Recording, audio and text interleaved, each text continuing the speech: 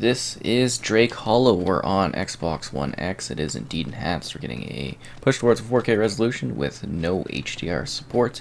And yeah, this is kind of an interesting builder and narrative type game. So this is just at the end of the initial setup segment. I thought this was a good point to kind of show off a base that's been, built up, fortified. Well, it's a camp, I guess you could say. They have interesting building tools available to you, and you continuously upgrade and improve your base over time in order to get better things. And then at a certain point, once you've kind of finished your objectives and your missions, you travel onwards to another region. But the reason we stopped here is because I want to show off a world that's been sort of, worked through and or built within and scavenged out. So you move from island to island, either creating these, well, you create these waypoints a little bit later on. You're not going to be building them right off the bat until you get the supplies and the resources in order to do that. Anyways, once you do, you can create this chain. Like, it's actually like a supply chain too if you hit certain trucks, and it allows you just to kind of freely almost board along the area and the different islands that make up this map, which is kind of cool.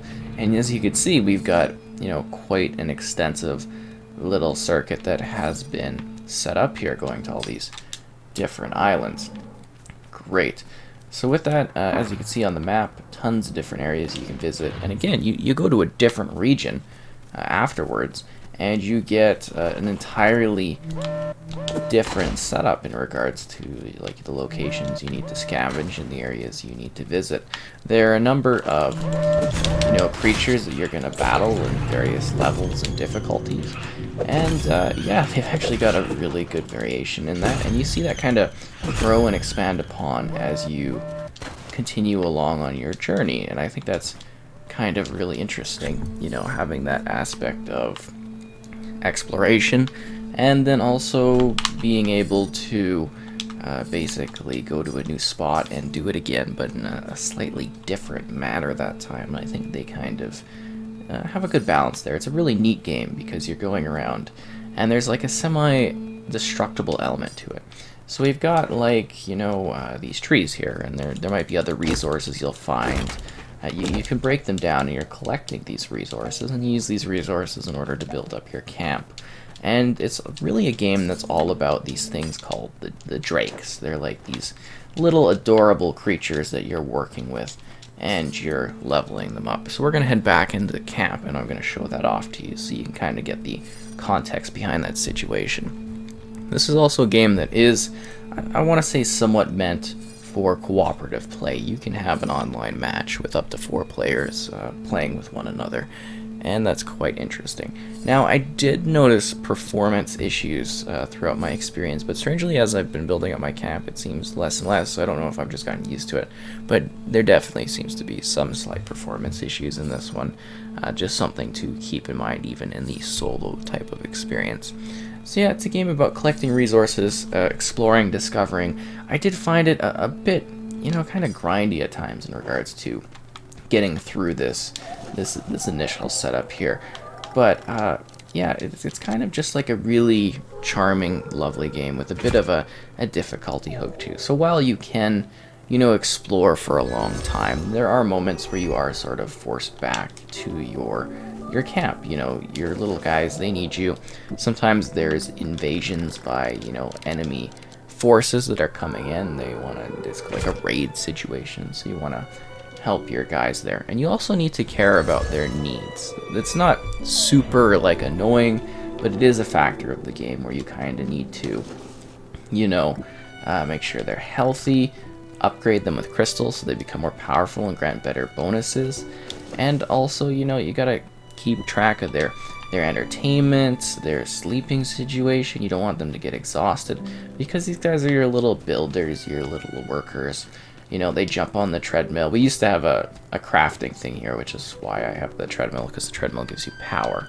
But you get the sense of what I'm going towards. It's, a game about going out and exploring, but also taking care of things. And I think they found a nice, kind of middle ground in regards to the style of gameplay that's present within it. It's kind of fun. And you get a lot of options for customizing your character. Tons of items to collect. you see your camp here, and then the camp status, and there's the tech tree you're moving up.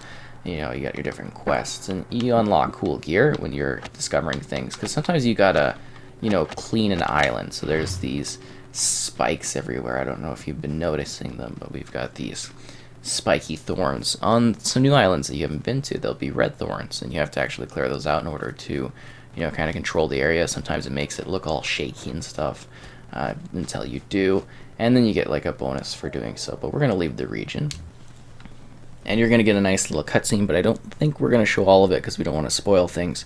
But you just get these lovely little cinematics as you basically transcend areas and stuff. It's kind of neat. So we're in our new area here. So not only has the area that we're exploring changed, we're also in a new season. So it's got like a bit of a season element to it. You're seeing like all of these different areas. They're now completely open and available for me to start exploring them and finding new things in order to kind of, well, it's mostly crystal based, in order to improve my various little pals that live around here. See, they've all got little names. I do kind of wish that they would make it so that the guys, when you're talking to them, come up right away. Sometimes they got to finish their weird fence animation. I almost regret putting the fence up, but you know, it's kind of annoying because you get these things, obviously, like the raids we've been talking about, and they just kind of break stuff. So I actually might put in a secondary fence to kind of help with that, because they sort of hold off all of the bad enemies that are coming. But I think it's actually a fairly well done game. It's quite great. I love the concept of it being something where it's like you're kind of farming to a degree, I guess you could say. Oh yeah, now we've got a wise person giving us kind of a quest, and you gotta upgrade your camp, and there's somewhere where you can buy stuff. But you're getting the sense of what I'm saying. It's a game that has these elements of crafting and farming for resources, but also a little bit of a story in the background too, in regards to our character and the situation they find themselves in, and a scaling system too as you move through multiple areas. You really will get like many hours of gameplay out of this one. It's quite well done. I think visually I really love the aesthetic of the game. I think the art style is just lovely. Great character customizer. It's sort of basic, but it gets the job done and lets you create what you want in regards to your character design. I like the style of the world, that it's like semi-breakable, but not to a heavy degree like, say, Fortnite is. It's not quite like that. But it gets the job done in regards to, you know, resource collection, creatures, unique atmosphere, and everything. I think it's just quite a fun game, you know, and it's cool. It's sort of creepy. It's got a good ambience to it. It's got a lot of surprises. I think really it'll keep you wanting to play for an extended period of time.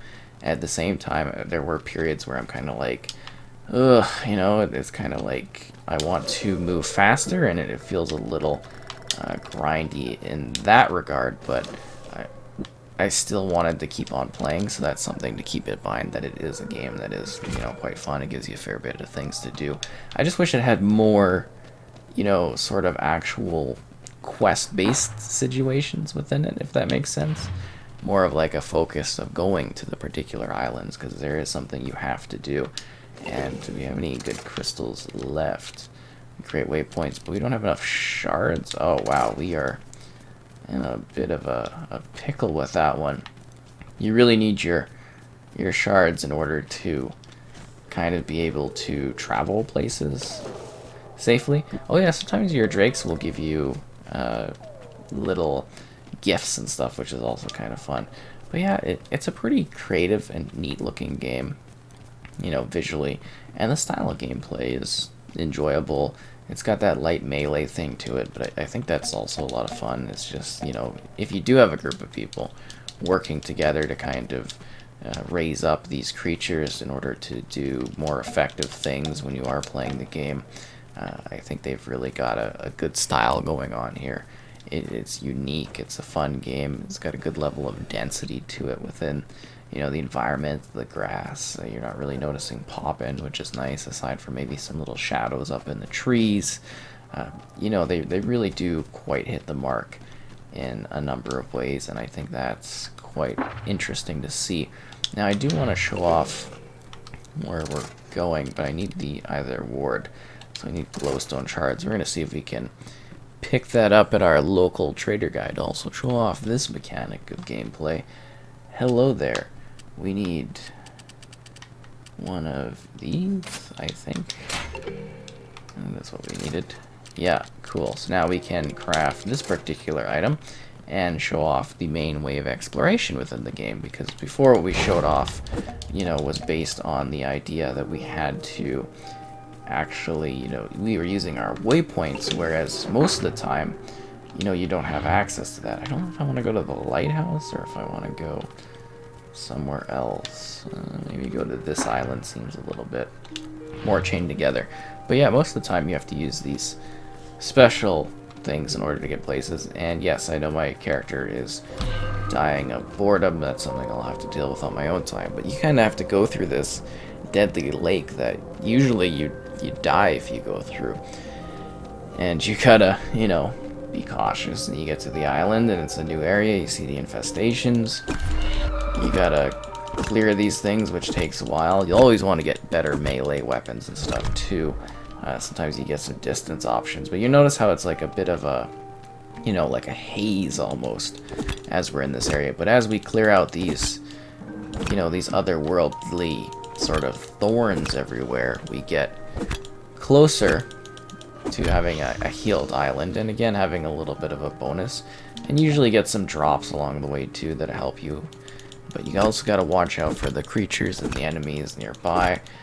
You saw an area that was really, you know, I had done a lot of work on it. I had really cleaned it up to my liking, and this is quite an untamed area. You know, there's a lot of new creatures we're gonna have to deal with, which are, you know, deadly.